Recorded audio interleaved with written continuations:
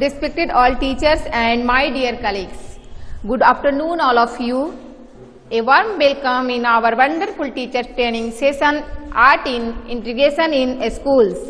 First of all, I would like to inform myself. I am Binita Kumari of Hindi teacher in our school, Parmanand Public School.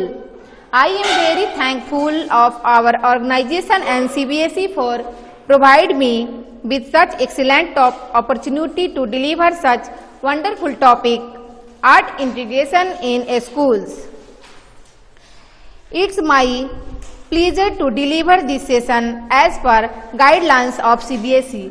Now, I am going to start our session, art integration in schools. What is art integration in schools? Art integration क्या होता है? सबसे पहले हम ये जानेंगे। Art integration यानी कि गंभीर विषयों को पढ़ाने का नया तरीका, जिसमें होता क्या है कि हम गंभीर विषयों को कला के विभिन्न रूपों के द्वारा बच्चों को पढ़ाएंगे। और पढ़ाई के एक तरीके का मुख्य उद्देश्य कला की बारीकियों को सिखाना नहीं, बल्कि कला के बेसिक ज्ञान का इस्तेमाल करते हुए मुश्किल विषयों को आसान बनाना है। इसमें मुश्किल और भारी भरकम दिखने वाले सब्जेक्ट को आसान बनाने के लिए तरह तरह से कलाओं के द्वारा बच्चों को कुछ करने के लिए दिया जाता है, जिसका असर होता है कि वो और लगने वाले सब्जेक्ट भी हमारे बच्चे जो हैं वो अच्छी तरह से कर पाते हैं और इस सीखने की कला का उन पे बहुत गहरा प्रभाव पड़ता है। असल मायने में ये जो तरीका है वो नया नहीं है। हमारे देश में जब राजा महाराजाओं का शासन चलता था, उस समय भी महाराजाओं को अगर कोई संदेश देना होता था अपनी प्रजा को, तो नुक्कड़ के माध्यम से, नाटक के माध्यम से वे लोग ये संदेश अपनी प्रजा को देते थे। या किसी बात को जब समझाना होता था तो भी वहां पे नुक्कड़ और नाटक किया जाता था, जिससे प्रजा को संदेश भी मिल जाता था, उनका मनोरंजन भी होता था और जिस चीज को राजा अपनी प्रजा में समझाना चाहते थे उस चीज को वो बता भी सकते थे। रामायण और महाभारत जैसे महाकाव्य जो हैं, उनमें भी हम लोगों ने देखा है कि कैसे कला के माध्यम से, नाटकों के माध्यम से लोगों को संदेश दिया गया है। इतनी बड़ी गीत और कथा को अगर हम कहें किसी को याद करने के लिए, तो महाभारत और रामायण के वो जो गीत और कथा हैं वो बच्चों को याद करना मुश्किल हो जाएगा। लेकिन इसी चीज को यदि उसके कुछ हिस्से को हम आर्ट के माध्यम से बच्चों को सिखाएं तो वो चीज बच्चे आसानी से समझ भी जाते हैं और वो चीज उन्हें याद भी रहता है। और ये आर्ट के माध्यम से जो चीज वो सीखते हैं वो उनके जीवन का एक हिस्सा बन जाता है। दूसरे शब्दों में, यदि हम बच्चों को एक पेज का कोई भी सब्जेक्ट का आंसर दे याद करने के लिए, तो उनके लिए याद करना बहुत कठिन होता है। लेकिन अगर वही चीज उन्हें हम एक पेज का गीत दे दें याद करने के लिए, तो वो उस गीत को आसानी से याद भी कर लेते हैं और उन्हें हमेशा याद भी रहता है, वो उसे भूल नहीं पाते हैं। तो इसीलिए पढ़ाई को आसान बनाने के लिए इन तरह तरह के आर्ट का, जैसे संगीत का, नृत्य का, नुक्कड़ और नाटक का इस्तेमाल करके आसान बनाने का प्रयोग किया गया है। टेक्नोलॉजी का उपयोग आजकल हम कुछ आधुनिक तरीकों से भी आर्ट इंटीग्रेशन के लिए कर सकते हैं। जैसे कंप्यूटर के माध्यम से प्रोजेक्टर दिखाकर हम क्या करते हैं, छोटे छोटे बच्चों को रैम से याद कराना होता है, तो हमारे बच्चे जो हैं उस चीज को बुक से नहीं याद कर पाते हैं। लेकिन वही चीज अगर हम अपने बच्चों को प्रोजेक्टर में दिखाते हैं तो उस चीज को देखने में भी उन बच्चों की रुचि होती है। जब उस चीज को प्रोजेक्टर पे दिखाया जाता है तो बच्चे एकाग्रचित होकर उस चीज को देखते हैं, सुनते हैं और उन्हें याद भी कर लेते हैं। तो आर्ट इंटीग्रेशन का मुख्य उद्देश्य यही है कि हम किसी भी विषय को बच्चों के सामने ऐसे प्रस्तुत करें कि बच्चे खुद करें और उससे खुद सीखें। सीबीएसई ने इसीलिए इस नई आर्ट इंटीग्रेशन प्रोजेक्ट को शुरू किया है 1 से 10 तक के बच्चों के लिए। और इसमें करना क्या है, हमारे बच्चों को एक प्रोजेक्ट बनाना है, यानी कि एक भारत श्रेष्ठ भारत योजना के बारे में तो आप लोगों ने सुना ही होगा। इसमें करना क्या है, ऐसे तो हम जिस राज्य में है बस उसी राज्य के बारे में जान पाएंगे, लेकिन एक भारत श्रेष्ठ भारत योजना के अंतर्गत ये करना है कि बच्चों का हम ग्रुप बना लेंगे। एक ग्रुप में मान लीजिए 10 बच्चे हुए, तो वहां पे तमिलनाडु को जोड़ना है कश्मीर के साथ। तो हमारे बच्चे जो हैं एक में तमिलनाडु का सब कुछ बनाएंगे, जिसमें तो वहां के लोगों का खान पान क्या है, उनकी वेशभूषा क्या है, वहां का नृत्य क्या है, वहां के फेस्टिवल क्या है, ये चीज लिखेंगे।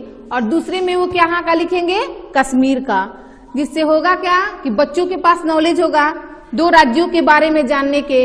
इसी तरह से हम अपने सभी राज्यों के बारे में उनसे प्रोजेक्ट बनवाएंगे, तो उससे होगा ये कि हमारे बच्चे जो हैं एक राज्य के साथ साथ दूसरे राज्य, यानी अपने सारे राज्यों के, हमारे देश में जितने भी राज्य हैं उन राज्यों के बारे में जान पाएंगे।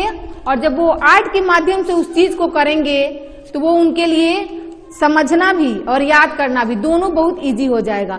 जब वो खुद से उसको करेंगे, ड्राइंग करेंगे, बनाएंगे पेपर पे, तो उनके माइंड में ये चीज तो खुद से करेंगे तो यादस्त हो गया कि तमिलनाडु, भारत में तमिलनाडु जो है वो कहाँ है, वहां के लोगों की भाषा क्या है, वहां के लोग खाते क्या हैं, वहां के लोगों का पोशाक क्या है। तो इस तरह से हमारे बच्चों के नॉलेज जो है विकसित होंगे और खेल खेल में ही वे बहुत कुछ सीख जाएंगे। इसीलिए आर्ट इंटीग्रेशन जो नया तरीका लाया गया है, ये सीखने और सिखाने का बहुत ही अच्छा माध्यम है।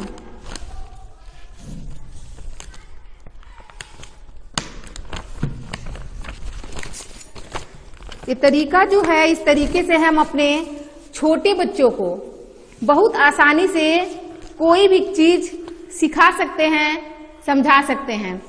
जैसे मान लीजिए कि हमारे प्राइमरी सेक्शन के बच्चे हैं, तो हम उन लोगों को बार बार ऐड करना सिखाते हैं, सबट्रैक्ट सिखाते हैं, तो वो उस चीज को नहीं समझ पाते हैं। लेकिन इसी चीज को यदि हम आर्ट के माध्यम से बताएं तो बच्चे जो है वो हमारी आसानी से समझ सकते हैं। जैसे मान लीजिए कि हमें उन्हें बताना है कि 3 + 2 यानी कि 5, तो इस तरह हम समझाएंगे तो बच्चों को कुछ समझने में डिफिकल्टी होती है, उन्हें प्रॉब्लम भी क्रिएट होता है। लेकिन यही चीज को अगर हमने यहाँ पे 3 चूहे बना दिए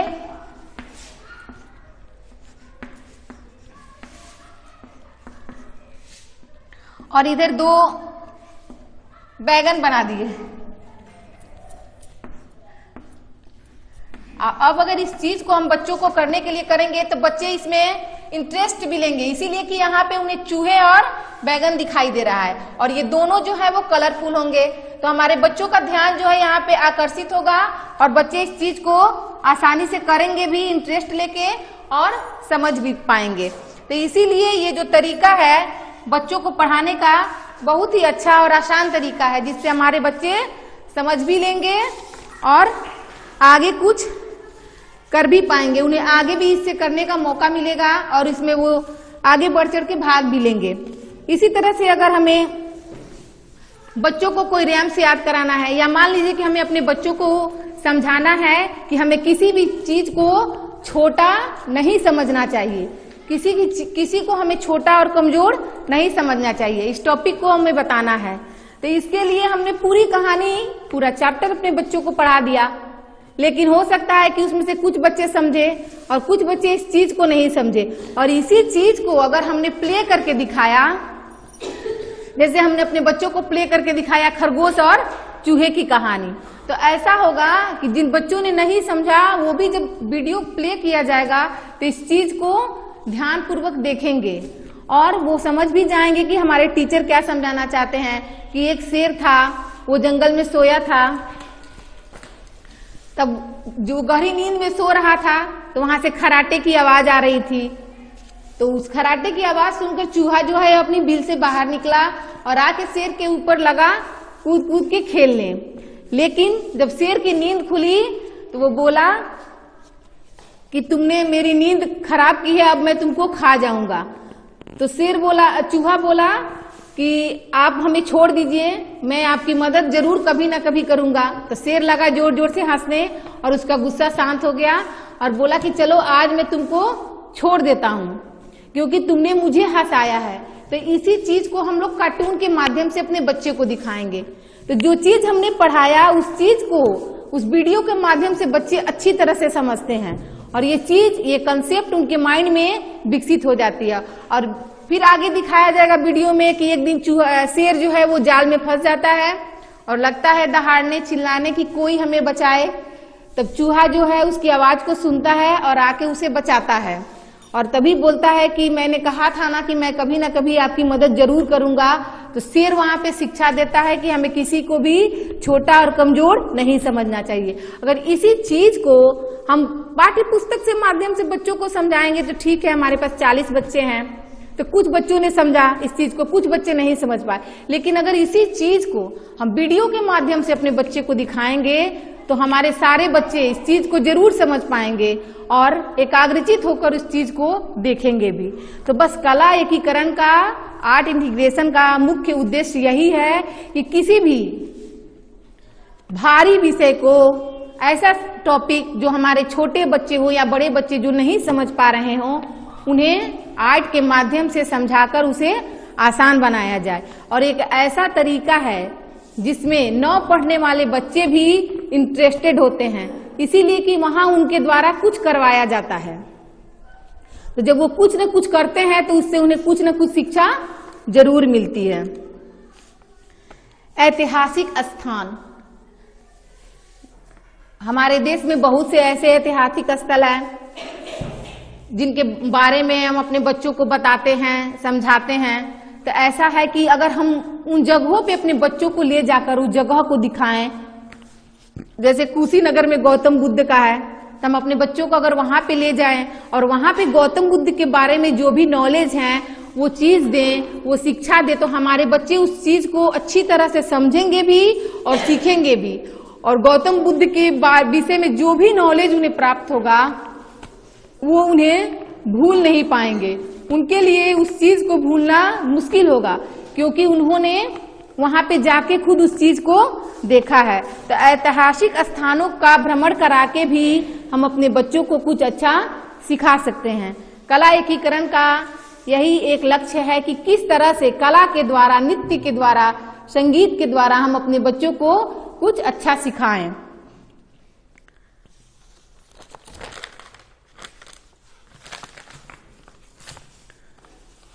आगे है सामूहिक कार्यक्रम। आर्ट इंटीग्रेशन में कोई भी काम जो है वो ग्रुप वाइज करवाया जाता है, ग्रुप में करवाया जाता है। इससे क्या होगा कि क्लास में बहुत ऐसे बच्चे होते हैं जो बोल नहीं पाते हैं, उन्हें लगता है कि क्या पता हम जो बोलेंगे वो सही बोल रहे हैं कि गलत बोल रहे हैं। लेकिन अगर वही काम हम ग्रुप में बच्चों के द्वारा करवाते हैं तो हम देख रहे हैं कि जो बच्चे हमारे क्लास में नहीं बोलते थे वो भी वहां पे अच्छा बोल रहे हैं, अच्छा प्रदर्शन कर रहे हैं। तो इसका सबसे बड़ा फायदा यही होगा कि समूह में जब हम कोई भी कार्य करवाएंगे तो जो बच्चे हमारे क्लास में नहीं भी बोल पाते हैं वो बच्चे हमारे वहां पे बोलेंगे और उस कार्य को करेंगे तथा कुछ नया सीखेंगे। इसके लिए हम अपने एक लीडर को भी चुनेंगे। मान लीजिए कि हमारा 10 बच्चों का एक ग्रुप है तो उसमें हमने एक लीडर बना दिया। तो लीडर जब हम बनाएंगे तो उसके साथ जो लीडर है उसके अंदर नेतृत्व की भावना होती है। वो अपने सभी साथियों को समझाता है कि ऐसे करो, ऐसे करो। अगर कोई भी गलत भी करता है तो उसको बताता है कि नहीं ऐसे नहीं करना है, ऐसे करना है। तो इससे होता क्या है कि हमारे जो बच्चे हैं उनमें नेतृत्व की भावना का विकास होता है और जब वो कोई भी काम एक साथ मिलजुल कर करते हैं तो उनमें सहयोग की जो भावना है वो भी बढ़ते हैं। और जब हम बच्चों को जो काम करते हैं, दिए हैं, तो बच्चे क्या करते हैं कि उस काम को पूरी जिम्मेवारी से करते हैं। इससे होता क्या है कि बच्चों में जिम्मेदारियां लेने की भावना का भी विकास होता है।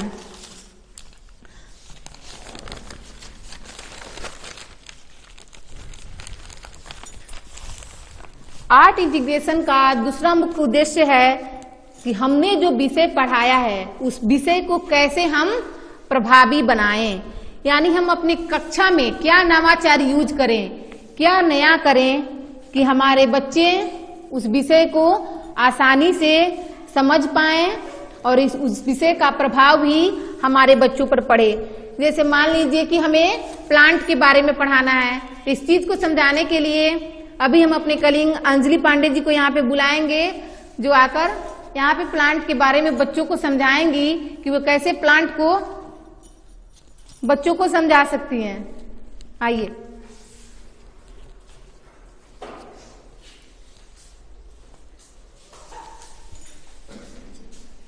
उधर बनेगी।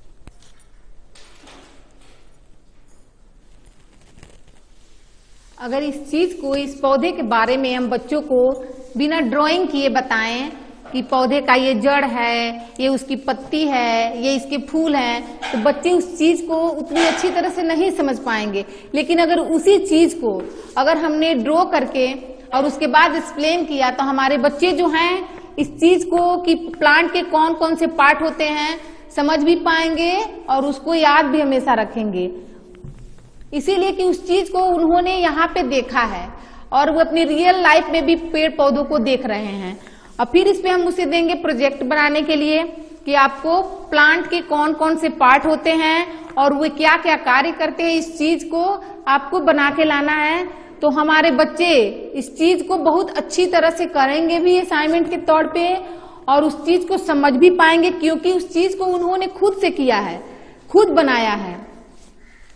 तो ये चीज प्लांट के पार्ट और उनके वर्क दोनों हमारे लिए पढ़ाना और समझाना भी आसान हो जाएगा और उनके लिए उस चीज को याद रखना भी।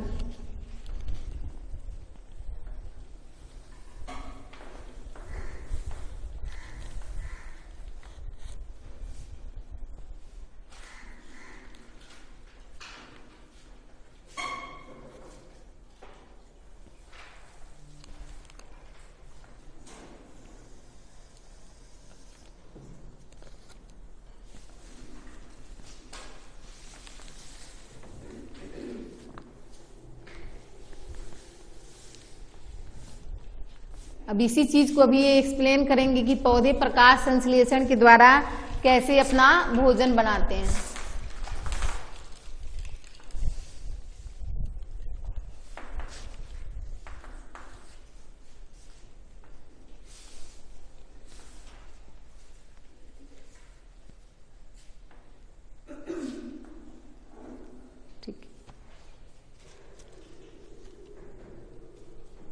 जी प्रकाश संश्लेषण होगा यहाँ पे। प्रकाश संश्लेषण भोजन, पौधे भोजन कैसे बनाते हैं? प्लांट जो है सनलाइट और CO2 को यूज करके फोटोसिंथेसिस करते हैं, अपना फूड प्रिपेयर करते हैं।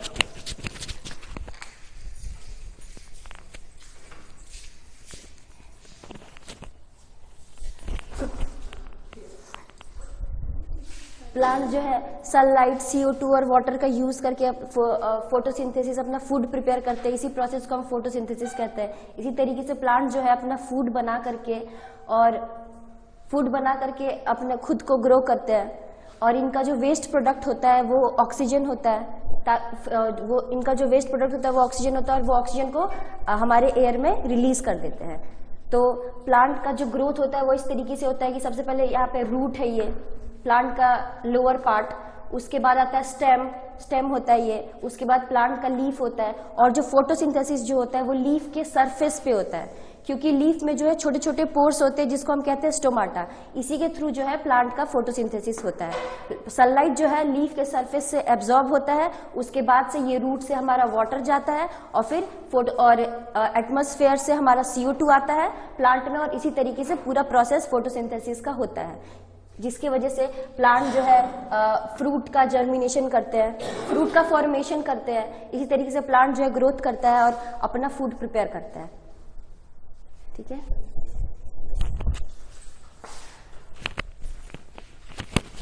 तो इसी तरह इस चीज को अगर हमने यहाँ पे ड्रॉ करके अपने बच्चे को पढ़ाया है, बच्चे को समझाया है, तो इस चीज को हमारे बच्चे जो हैं वो अच्छी तरह से समझ पाए, और हमारा जो होमवर्क होगा यही होमवर्क हम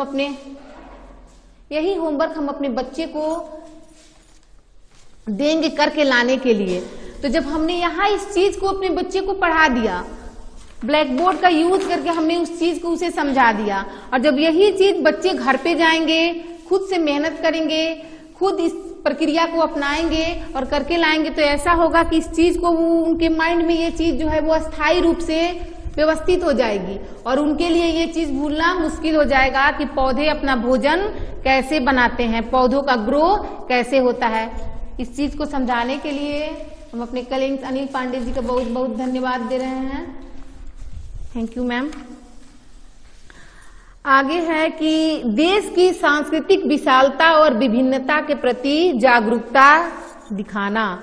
आर्ट इंटीग्रेशन का तीसरा मुख्य उद्देश्य है कि कैसे हम अपनी देश की संस्कृति को, इतने बड़े देश की संस्कृति को अपने बच्चों के सामने प्रस्तुत करें, कैसे बताएं कि हमारे बच्चों के अंदर जो है वो ये विरासत जो है वो बनी रहे, और यहाँ विभिन्नता में एकता है, इस चीज के प्रति बच्चों में जागरूकता है।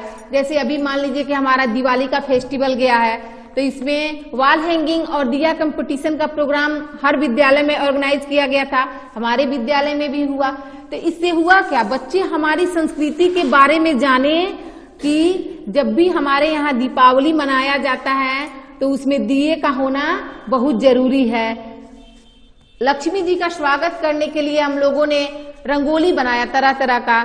तो इससे होता क्या है कि बच्चे तो कला जानकर उस चीज को कर रहे हैं, तो एक तो उनका मनोरंजन भी हो रहा है, और दूसरे इस माध्यम से बच्चे हमारी संस्कृति और सभ्यता को भी जान रहे हैं कि हमारे देश में हर फेस्टिवल पे विशेष पकवान बनता है, विशेष तरह का सजावट किया जाता है, हर उत्सव का अलग अलग महत्व है।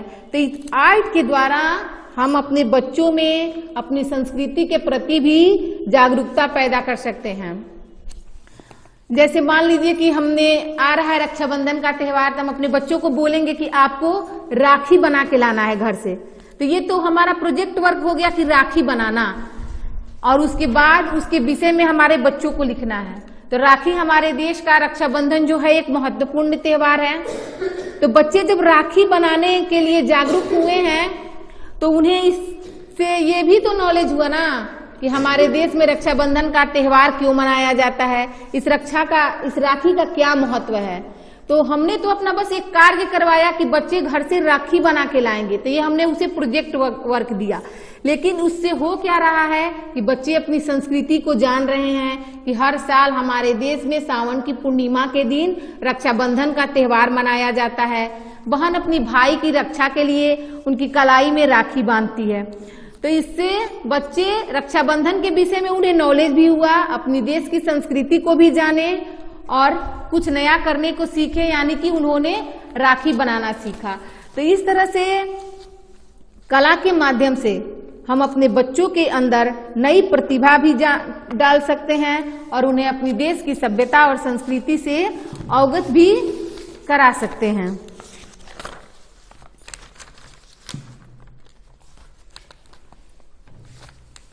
इसके अलावा कोई भी विषय है, जैसे मान लीजिए कि हमने बच्चों को सोशल साइंस में या सोशल स्टडी में दे दिया मैप बनाने के लिए, तो बच्चे जब मैप बनाते हैं तो उनके लिए बहुत मुश्किल होता है ये बताना कि वहां पे तमिलनाडु कहाँ है, केरल कहाँ है, बिहार कहाँ है, राजस्थान कहाँ है। तो ये चीज समझाने के लिए हम क्या करेंगे कि ड्रॉ कर दिए, भारत का मैप जो है वो ड्रॉ कर दिए कहीं भी फील्ड में। और अब हम बच्चों को बोलेंगे कि चलिए आपको तमिलनाडु जाना है, खेल खेल के माध्यम से ही। तो ऐसा हुआ कि बच्चे खेल के माध्यम से ही बताया जाएगा कि वहां पे ऑप्शन दिया गया कि ये तमिलनाडु है, बच्चे वहां पे पहुंच गए।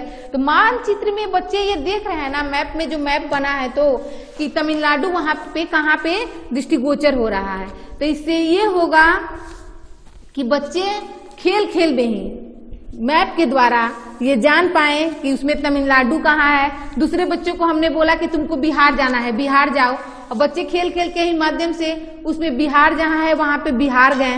तो इस तरह से बच्चों को खेल के माध्यम से ही ये चीज भी आसानी से समझ में आ जाएगा कि हमारे मैप में बिहार कहाँ है, तमिलनाडु कहाँ है और अदर राज्य कहाँ है।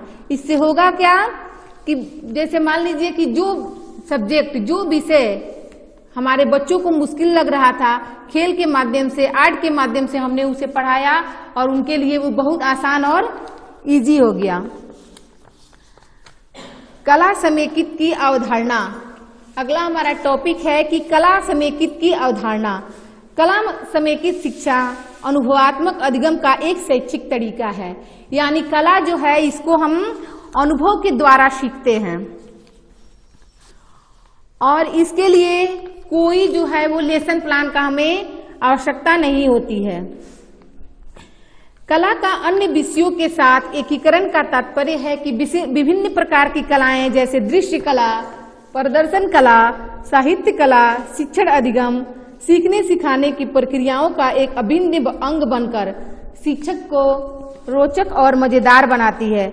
इसका मतलब है कि पाठ्यक्रम का कोई भी कला समेकित बनाए जाने से है, यानी किसी भी सब्जेक्ट को हम आर्ट के द्वारा जोड़कर उस विषय को आसान बना सकते हैं।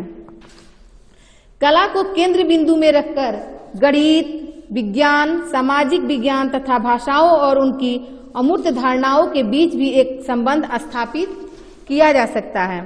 उसे आपस में जोड़कर विषय वस्तु को प्रभावी ढंग से सिखाया जा सकता है। जैसे मान लीजिए हमारे बच्चों को त्रिभुज बनाना है, वर्ग बनाना है, आयत बनाना है, तो इसके लिए अगर हम उस चीज को बच्चों की कॉपी में ड्रॉ कर दें और ये बोले कि आप लोग को इसका नाम लिख के लाना है और कलर करके लाना है, तो हमारे बच्चे बहुत रुचिपूर्ण होकर उस चीज को करेंगे। और ऐसा करने से होगा कि वो चीज को पहचानना, त्रिभुज को पहचानना, आयत को पहचानना हमारे बच्चों के लिए भी आसान हो जाएगा और हम लोगों के लिए सिखाना भी आसान हो जाएगा। तो कला के द्वारा किसी भी सब्जेक्ट को जोड़कर हम अपने बच्चों को पढ़ा सकते हैं। कला समेकित शिक्षा से सीखने सिखाने के तरीके को सरल और प्रभावी बनाया जा सकता है। कला का सतत एवं व्यापक मूल्यांकन कौशल और उपकरणों के रूप में उपयोग कर सकते हैं।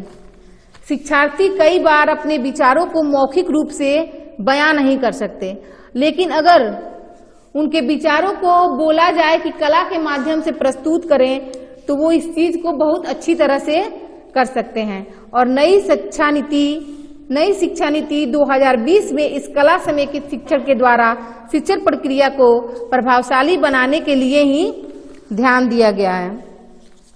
विभिन्न पाठ्यक्रम क्षेत्रों में विषय वस्तु को सीखने सिखाने के साथ कला को जोड़ देना ही कला समेकित शिक्षा है।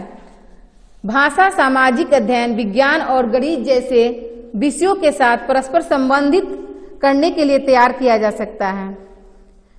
कई बार सीखने के इस तरीके से विषय के बारे में ज्ञान और समझने को बढ़ाने में मदद मिलती है और ये कला का मूल्यांकन करने को भी बढ़ावा देता है। यदि हमारे विद्यालय में सीखने और सिखाने की प्रक्रिया में कला समेकित शिक्षा का समावेश हो जाए तो यह न सिर्फ शिक्षा हमारे बच्चों के लिए रुचिकर होगी बल्कि हमारे शिक्षक और शिक्षिकाओं के लिए भी आनंददायक होगा।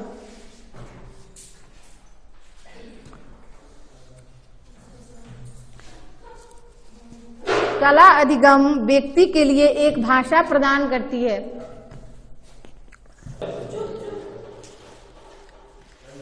प्राथमिक कक्षाओं में भाषा शिक्षण का मुख्य उद्देश्य सुनना, बोलना, पढ़ना और लिखना सिखाना के साथ साथ कल्पनाशीलता, संवेदनशीलता आदि का भी विकास करना होता है। तो इसके लिए हम क्या करेंगे कि अपने बच्चों से विभिन्न गतिविधियां करवाएंगे, जैसे कहानियां और कविताएं सुनाना और लिखवाना।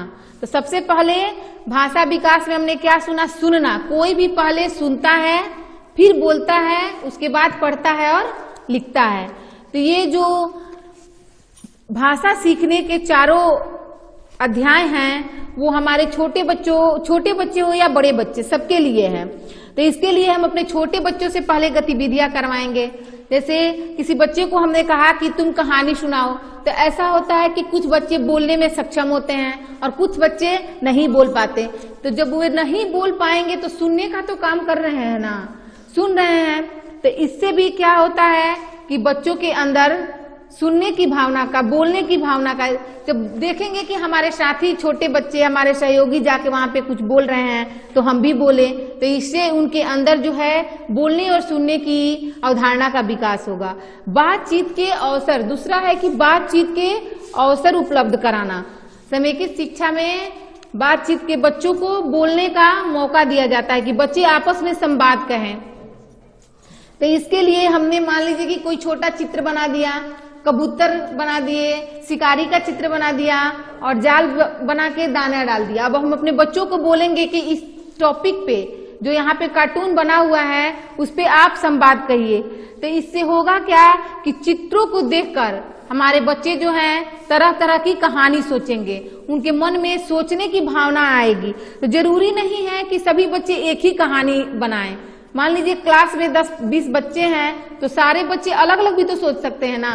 तो कुछ बच्चे कबूतर और शिकारी की कहानी सुना सकते हैं। हो सकता है कि अदर बच्चे अदर सोचे, कुछ अलग सोचे, तो कुछ अलग ही संवाद कहें। तो इससे होगा क्या कि जब बच्चे आकर यहाँ पे हमारे सामने कुछ बोलेंगे तो उनके अंदर जो झिझक है, वो झिझक जो है वो समाप्त होगी और उनके अंदर बोलने की भावना का विकास होगा।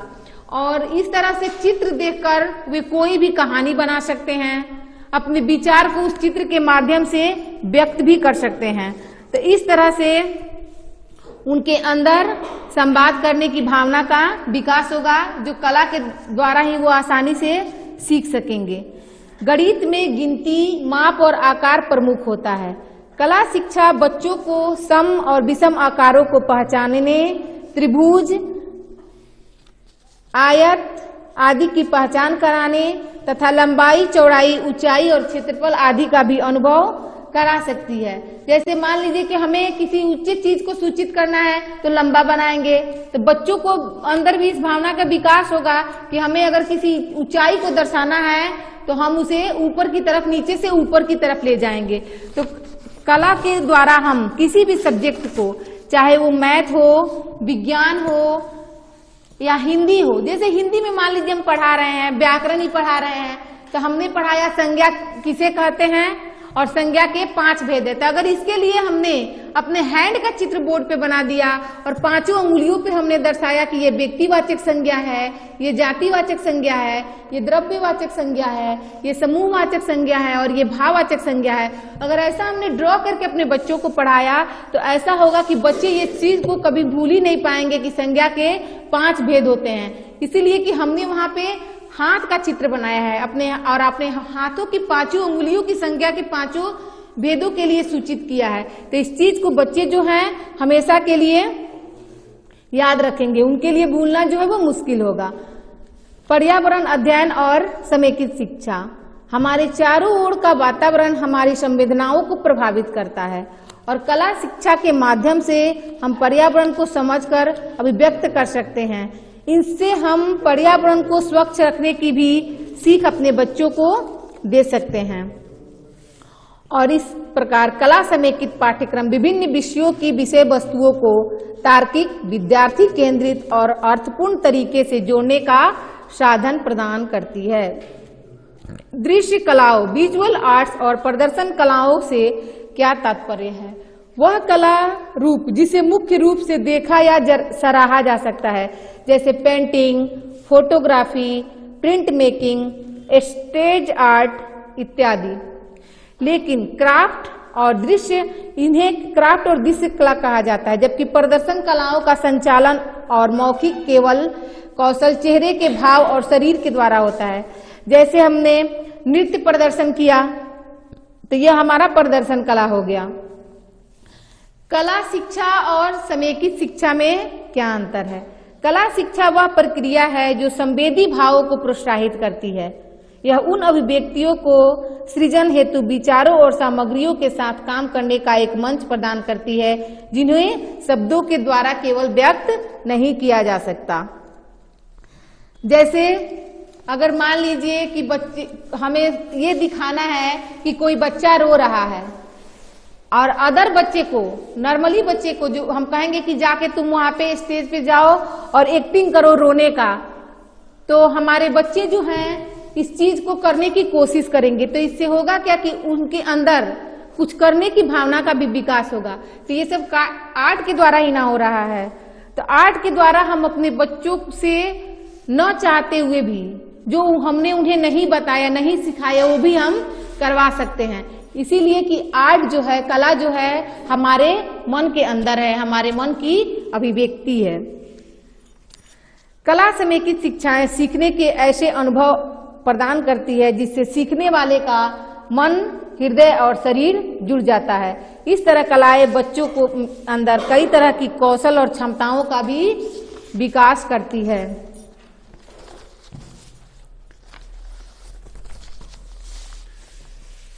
कला का सबसे महत्वपूर्ण पहलू है कि इसमें कोई सही और गलत नहीं होता है, क्योंकि यहाँ हम कला के द्वारा जो भी करते हैं वो हम अनुभव से करते हैं।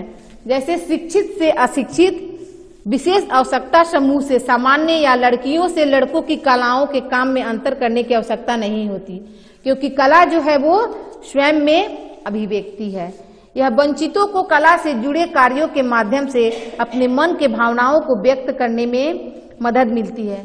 जैसे मान लीजिए कि कोई गूंगा व्यक्ति है, अगर हम उससे कुछ पूछेंगे तो वो हमको नहीं बता सकता है, या वो अपनी भाषा में कुछ कहेगा तो हम उसको नहीं समझ सकते हैं कि वो हमसे क्या कह रहा है।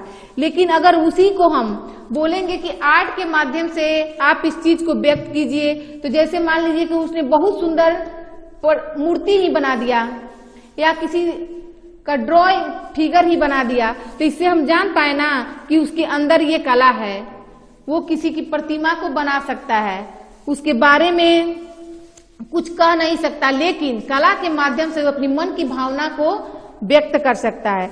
तो यह जो आर्ट इंडिग्नेशन है, यह वंचितों के लिए बहुत ही सहायक है, क्योंकि इसके माध्यम से हम उसकी मन की भावनाओं को जान पाएंगे। इसी तरह से जो लोग जैसे समुदाय से संबंध रखते हैं, जिन्हें सामाजिक बहिष्कार का शिकार होना पड़ता है,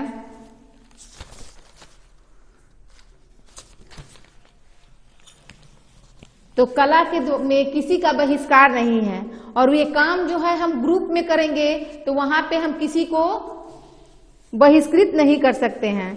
और बच्चे जिसके जो समझ में आएगा उस कला को लेके अपने विचार व्यक्त करेंगे, तो हमारे सामने 10 तरह के विचार भी आएंगे, यानी उस कला से संबंधित 10 वाक्य हमारे बच्चों के सामने प्रस्तुत होगा, जो जिससे उनके पास उस विषय का संग्रह भी हो जाएगा। अन्य विषयों के साथ कला के एकीकरण का अर्थ है कि इनके अंतर्गत दृश्य कला, प्रदर्शन कला और साहित्यिक कला शिक्षण अधिगम की प्रक्रियाओं का एक अभिन्न अंग बन जाती है। इसका तात्पर्य है कि कला समेकित पाठ्यक्रम को अपनाने से भी, जिसमें कला कक्षा में सीखने का आधार बन जाती है। पाठ्यक्रम में अगर कला का समावेश हो तो इससे अवधारणाओं को स्पष्ट करने में मदद मिलती है, यानी कि हम कला के द्वारा अपनी बातों को अपने बच्चों तक आसानी से पहुंचा सकते हैं और उन्हें कंठस्थ भी करा सकते हैं। इसे उन्हें रटने की भी जरूरत नहीं होगी, बस उसे सीखकर वे उस चीज को अपने माइंड में अस्थायी कर सकते हैं। कला समेकित पाठ्यक्रम विभिन्न विषयों की सामग्री को तार्किक, शिक्षार्थी केंद्रित और अर्थपूर्ण तरीके से जोड़ने के साधन प्रदान कर सकती है। और कला जो है वो हमारे बच्चों के द्वारा किया जाता है, इसीलिए कला का केंद्र जो है वो हमारे बच्चे होते हैं। और जब बच्चे कला के केंद्र होते हैं तो इससे होता क्या है कि कोई भी सीखना और सिखाना हमारा आनंदपूर्ण और अनुभवात्मक बन जाता है। और जिस विषय को हम अपने बच्चों को समझाना चाहते हैं, जब उस विषय को बच्चे हमारे समझ लेते हैं तो हम शिक्षकों को भी बहुत खुशी होती है कि हमने उस टॉपिक को अपने बच्चों को अच्छी तरह से समझाया है जिसे वो समझ पाए हैं। यह मॉडल उदाहरणों के द्वारा यह रेखांकित करता है कि कैसे कला को विभिन्न विषयों के साथ समेकित किया जा सकता है, यानी कि जोड़ा जा सकता है। यह उन चरणों को भी इंगित करता है जो समन्वय बेहतर ढंग से सीखने सिखाने के तरीकों को सरल और आसान बनाते हैं। शब्दकोश में एकीकरण या समावेशन का अर्थ है संपूर्ण इकाई बनाने के लिए भागों को मिश्रित करने और जोड़ने का कार्य। भाषा, सामाजिक अध्ययन, विज्ञान और गणित जैसे विषयों को कला के साथ परस्पर संबंधित करने के लिए तैयार किया जा सकता है। कई बार कला बहुत सरलता से विज्ञान की अवधारणाओं को स्पष्ट कर सकती है। इस प्रकार विश्व की अमूर्त धारणाओं को विभिन्न कला रूपों का उपयोग करके समझने में आसान और मूर्त रूप दिया जा सकता है। सीखने के इस तरीके से विषय के बारे में ज्ञान और समझ को बढ़ाने में मदद मिलती है और यह कला का मूल्यांकन करने को भी बढ़ावा देता है। इसे ही समग्र या संपूर्ण शिक्षण कहा जा सकता है।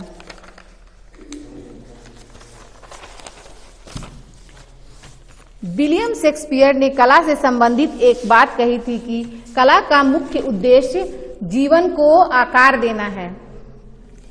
अर्थात हम कह सकते हैं कि कला जो है वो शिक्षा का अभिन्न अंग है। यह सभी स्तरों पर चुनौतियां प्रदान करती है और छात्रों को अपनी संस्कृति के साथ साथ बाहरी दुनिया से भी जोड़ती है। यानी विभिन्न तरह की कलाओं के द्वारा, जैसे हमें अपने बच्चों को ये संदेश देना है कि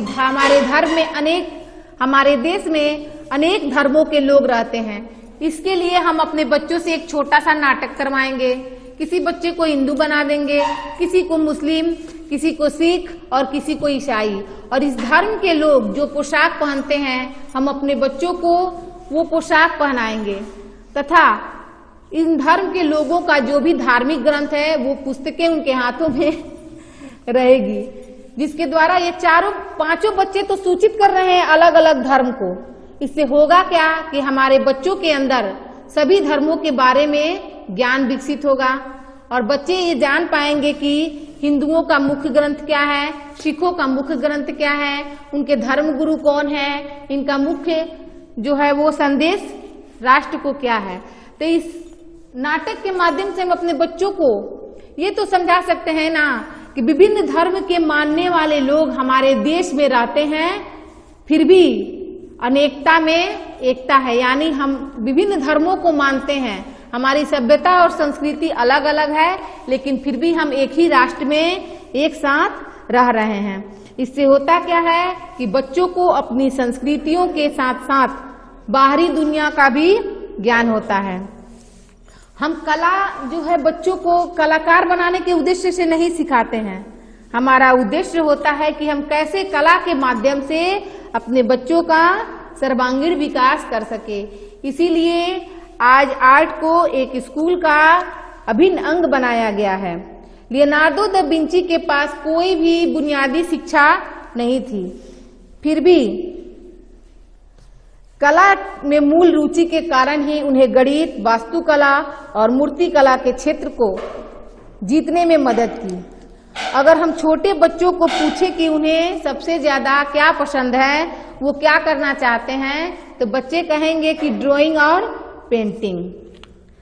और बच्चे ड्राइंग और पेंटिंग करते भी हैं, तरह तरह की आकृतियां बनाना सीखते हैं और बनाते हैं। इससे होता क्या है कि उन्हें आकृतियां बनाने भी आता है, रंगों का भी ज्ञान होता है और उनके अंदर अपने अंदर छिपी हुई रचना को दिखाने का भी मौका मिलता है। तो कला एकीकृत शिक्षा ने सीखने के अस्तित्व के लिए जगह खोली है, जो प्रकृति में अंतः विषय और समग्र दोनों है। कला न केवल आलोचनात्मक सोच में मदद करता है, बल्कि प्रेरणा को भी प्रज्वलित करता है। यानी कि जब एक ही चीज की पेंटिंग जब दो बच्चे बनाते हैं, मान लीजिए हमारे बच्चों ने चूहे को ही बनाया, तो दूसरा बच्चा बोलेगा कि तुमने जो पूंछ बनाई है वो गलत है, वो ये नहीं, ऐसे नहीं होगा, ऐसे होगा। तो दूसरा देखेगा तो वो ये बोलेगा कि नहीं, तुमने जो उसकी आंखें बनाई है वो गलत है। तो इससे होगा क्या कि हमारे बच्चों के अंदर चूहे का सही ज्ञान भी होगा कि चूहे का रंग आकार कैसा होता है, हम उसे कैसे बना सकते हैं, और उनके अंदर की जो चेतना है वो भी बाहर आएगी। तो इससे क्या हुआ कि बच्चों और शिक्षकों दोनों के बीच कला के द्वारा एक बहुत ही मधुर और अच्छा संबंध बनता है, तथा शिक्षकों को ये समझने में सुविधा होती है कि हमारे बच्चों के अंदर कौन सी प्रतिभा है जिसे हम कैसे आर्ट के द्वारा, कला के द्वारा बाहर ला सकते हैं। वास्तव में कला प्रशंसा, सोचना, सीखने में एक अंग प्रेरणादायक के रूप में काम करती है। कला में साहित्य, संगीत, फिल्म और पेंटिंग सहित मानवीय गतिविधियों की भी एक विविध श्रेणी शामिल की गई है। सभी कलात्मक कौशल हमारे अंदर जन्मजात और निष्क्रिय होते हैं, लेकिन कला की विशिष्ट शाखा का पोषण होते ही वो सक्रिय हो जाते हैं। कला हम सभी लोगों के अंदर कला है, बस उस चीज को हमें सक्रिय करना होता है। बहुत ऐसे लोग हैं कि उनके अंदर बहुत सी प्रतिभा है, लेकिन उस चीज को वो बाहर नहीं कर पाते। क्यों? क्योंकि उन लोगों को सपोर्ट नहीं मिल पाता है। बस आर्ट इंटीग्रेशन का यही मुख्य उद्देश्य है कि कैसे हम आर्ट के माध्यम से, संगीत के माध्यम से, नृत्य के माध्यम से, चित्रकला के माध्यम से अपने बच्चों के अंदर छिपी हुई प्रतिभा को बाहर लाएं और अपने विषय को उनके सामने रख सकें। यानी हमारा जो भी आर्ट होगा वो हमारे विषय से संबंधित होगा कि हम अपने बच्चे को समझाना क्या चाहते हैं। तो इससे हमारा जो विषय है उस विषय को हम आसानी से अपने बच्चों तक समझा भी सकते हैं तथा बच्चों के अंदर छिपी हुई प्रतिभा को देख भी सकते हैं। कलाएं कई प्रकार की होती हैं, जैसे दृश्य कला, प्रदर्शन कला, साक्षात्कार कला इत्यादि। एक स्कूल से कला निकालने की कोशिश करें और देखें तो क्या होता है। सराहना और रचनात्मकता का सौंदर्य बोध खो गया है, जिसे स्कूली शिक्षा अर्थहीन हो गई है। कला जब इन विषयों के साथ एकीकृत होती है तो महत्वपूर्ण सोच, प्रतिबिंब, रचनात्मकता को बढ़ावा देकर शिक्षण सीखने की प्रक्रिया को अधिक मनोरंजन बनाती है। यह सभी 21वीं सदी की समस्याओं को सुलझाने में भी कला जो है वो योगदान करती है। स्कूल में आर्ट इंटीग्रेशन निम्नलिखित तरीकों से मदद करता है। कला हर छात्र को दृढ़ बनाती है, यानी कि कला के माध्यम से हम अपने बच्चों को दृढ़ संकल्पी बना सकते हैं। इसीलिए कि अगर हम कोई भी प्रोजेक्ट वर्क अपने बच्चों को करने के लिए देते हैं तो इससे होता क्या है कि बच्चे उन्हें जैसा भी आए उस चीज को जरूर करते हैं और उनको ड्रॉ भी करेंगे, उसको बनाएंगे भी। उसमें अगर कोई चीज ड्रॉ चिपकाना भी है, कोई फिगर चिपकाना भी है तो उसको चिपकाते भी हैं, बनाते भी हैं और करके लाते हैं। इससे होता क्या है कि बच्चों को उन विषयों के बारे में नॉलेज भी होता है और हमारा कला भी हो जाता है। तो कला क्या करता है? हमारे बच्चों को दृढ़ बनाता है। शिक्षक और छात्रों के बीच एक सुखद संबंध विकसित करता है। कला शिक्षक और छात्रों के बीच के संबंध को जो है वो मधुर बनाता है। ऐसे हम अगर किसी टॉपिक को अपने बच्चों के सामने समझाते हैं तो होता है कि बच्चे हो सकता है कि ध्यान से सुने, नहीं सुने, लेकिन अगर हम उसी चीज को अपने बच्चों को करने के लिए बोले तो हमने अपने बच्चों को उस टॉपिक को दे दिया करने के लिए कि तुम मानव शरीर का चित्र बनाओ और उसके पार्ट को, शरीर के भागों को अलग अलग करके दिखाओ। तो बच्चे इस चीज को जैसे भी उन्हें मानव शरीर बनाने आएगा उस चीज को ड्रॉ करेंगे, उनके कार्य को लिखेंगे।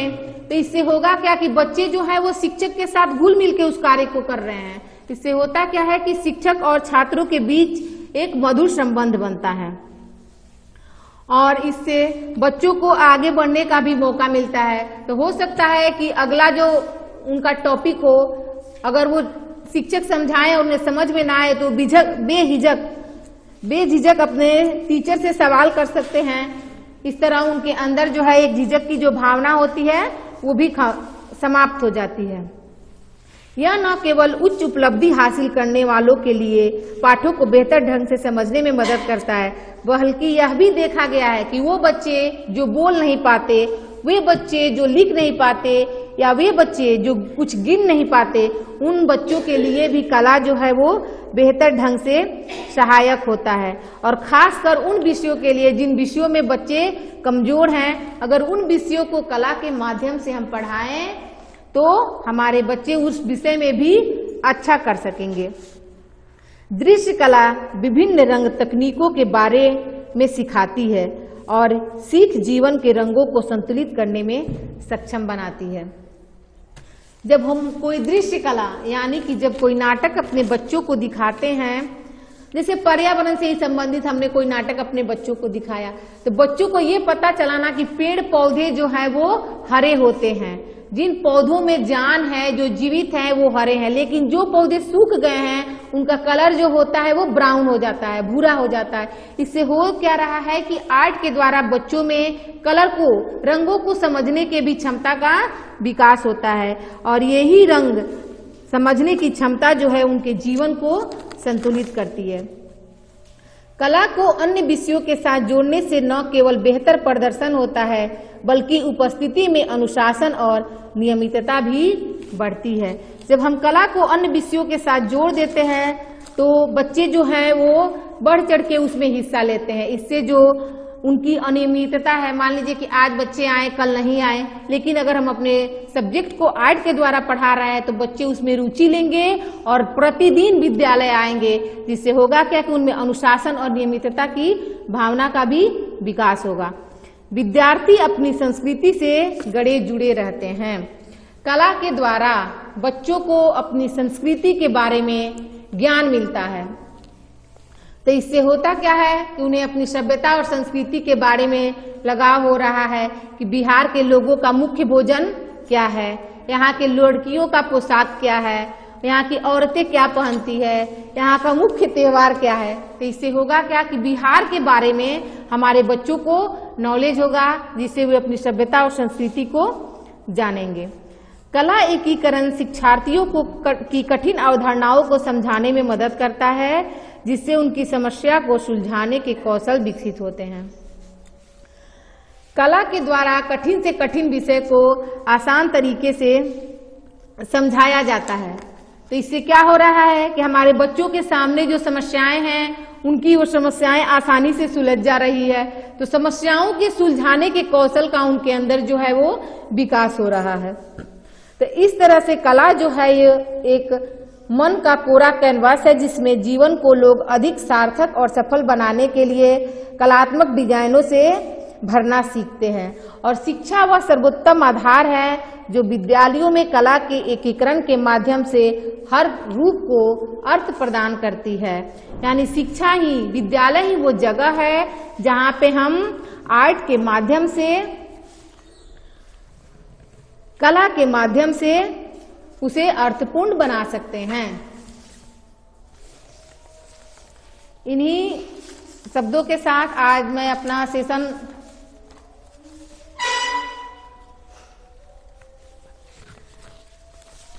सेशन को आगे बढ़ा रही हूं और अपने सहयोगियों से चाहूंगी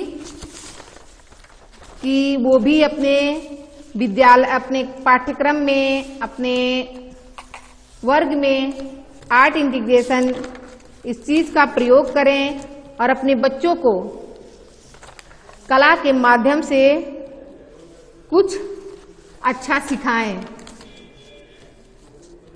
कला का सबसे महत्वपूर्ण पहलू है कि इसमें कोई सही या गलत नहीं होता है। तो हमारे बच्चे कला के माध्यम से जो कुछ भी करेंगे, जो कुछ भी हमारे सामने प्रस्तुत करेंगे, वो हमारे लिए भी अनोखा होगा और हमारे बच्चों के लिए भी। एक समन्वयक के रूप में AIL मॉड्यूल और कुशलताओं का इस्तेमाल कर AIL के सत्रों का संचालन करेंगे हम अपनी कक्षाओं में, और कक्षा के शिक्षा पद्धति के लिए अपने AIL कौशल को यानी आर्ट इंटीग्रेशन लर्निंग को निखारने में शिक्षक जो है वो हमारे बच्चों की मदद करेंगे। सत्र के दौरान उचित समय पर उपयोग के लिए आवश्यक हार्डवेयर और सॉफ्टवेयर संसाधनों यानी हम अपने बच्चों को कंप्यूटर, वीडियो आदि के माध्यम से भी इस चीज को पढ़ा सकते हैं। और इससे होगा क्या, जब हम अपने बच्चों को लैपटॉप के माध्यम से, प्रोजेक्टर के माध्यम से किसी चीज को पढ़ाएंगे तो बच्चे उस चीज को देखेंगे भी और करेंगे भी, तो हमारा जो सब्जेक्ट है, हमारा जो विषय है उनके लिए आसानी से समझना और उन्हें याद रखना सरल हो जाएगा। गतिविधि के लिए आवश्यक सामग्रियों की व्यवस्था करना, जैसे विभिन्न रंगीन चार्ट पेपर, पेंसिल, स्केच, यानी बच्चे जब इन चीजों का प्रयोग करके आर्ट बनाएंगे तो उन्हें इन चीजों के विषय में भी नॉलेज होगा कि ये चार्ट पेपर है, ये पेंसिल है, ये स्केच है, इन सब का प्रयोग कैसे किया जाता है। चूंकि AIL सत्र गतिविधि से जुड़ा हुआ है, इसीलिए इसके आयोजकों पर जोर डाले कि वह एक प्रशिक्षण कक्ष की सुविधा अवश्य जुड़ाएं, जो इतना बड़ा हो कि गतिविधियों के दौरान प्रतिभागी और समन्वयक आसानी से चल फिर सके और गतिविधियां कर सकें। कला समेकित शिक्षण मॉड्यूल को देखें और गतिविधियों का चयन करें कि जिनमें आप अधिक से अधिक सहज महसूस कर सकें और कोई भी टॉपिक को अपने बच्चों को आसानी से समझा सकें, चाहे वो टॉपिक मैथ से रिलेटिव हो, साइंस से रिलेटिव हो या हिंदी से रिलेटिव हो। शैक्षिक योजनाओं के साथ साथ मूल्यांकन के सुझावों का उपयोग करें। सीखने के रूप में मूल्यांकन के बारे में भी बच्चों से बात करें और कोई भी आर्ट जब हम बच्चों को करने के लिए दें तो उनसे ये जरूर पूछे कि इस चीज को से तुम्हें क्या सीख मिली, चाहे वो कहानी हो या प्लांट से संबंधित हो, फ्लावर से संबंधित हो, तुमने क्या सीखा, इस आर्ट को करने से तुम्हें क्या ज्ञान प्राप्त हुआ और इसके विषय में तुम अपने सहयोगियों को क्या कहोगे, क्या बताना चाहोगे। इससे क्या होगा कि उन्होंने जो भी जाना है वो अपने सहयोगियों के साथ, अपने साथियों के साथ व्यक्त करेंगे, तो उनके अंदर अपने विचारों को व्यक्त करने की भावना का विकास होगा, जिससे वो आगे चलकर कहीं भी अगर उन्हें कुछ करने के लिए कहा जाए, बोलने के लिए कहा जाए, तो आसानी से बोल पाएंगे, कर पाएंगे और उनके अंदर का जो झिझक होगा वो समाप्त हो जाएगा। तो आर्ट एक कला एक ऐसा माध्यम है जिसके द्वारा हम अपने बच्चों का सर्वांगीण विकास कर सकते हैं और हम अपने सहयोगियों से चाहेंगे कि वो अपनी कक्षा में, अपने क्लास में अपने बच्चों के लिए आर्ट इंटीग्रेशन का प्रयोग करें और अपने विषय को, अपनी बात को आर्ट के माध्यम से अपने बच्चों को समझाएं, जिससे हमारा पढ़ाना भी आसान हो जाएगा और हमारे बच्चों का समझना भी आसान हो जाएगा। AIL विद्यालय शिक्षा के सभी स्तरों पर आनंदपूर्ण और अनुभवात्मक तरीके से सीखने के रूप में कला को बढ़ावा देता है, जिसमें कला शिक्षकों सहित हर शिक्षक को कला का उपयोग कर एक माध्यम के रूप में अपने कौशल को समझाने की आवश्यकता होती है। AIL में कला शिक्षकों को दोहरा काम करना होगा, जैसे कला को एक विषय के रूप में पढ़ाने और सिखाने के दौरान AIL का उपयोग करना, समूह शिक्षण प्रणाली के तहत योजना बनाना और कला शिक्षण के विषय को शिक्षकों के मदद करना। AIL में कला शिक्षकों की मौजूदा भूमिका के अतिरिक्त जिम्मेदारियां भी शामिल होनी चाहिए। ये नहीं कि हमने कोई भी कार्य सामूहिक तौर पे अपने बच्चों को करने के लिए दे दिया और हम वहां से चले जाएं। हमें वहां रुक के ये देखना है, ये ऑब्जर्व करना है कि हमारे बच्चे उस कला को कैसे कर रहे हैं, अपने साथियों के साथ उस विषय को कैसे स्पष्ट कर रहे हैं। इससे होगा क्या कि हमें भी ये नॉलेज होगा कि हमारे किस बच्चे में कौन कौन से गुण हैं और हमें अपने बच्चों के किस गुण को और विकसित करना है। अतः कला के द्वारा हम अपने बच्चों का सर्वांगीण विकास कर सकते हैं। अपने सहयोगियों से बस हम यही चाहेंगे आज इस सेशन में कि वो भी अपने वर्ग में आर्ट इंटीग्रेशन कला समय की शिक्षा का प्रयोग करें और हमारे बच्चों को कुछ नया कुछ अच्छा सिखाएं। Thank you.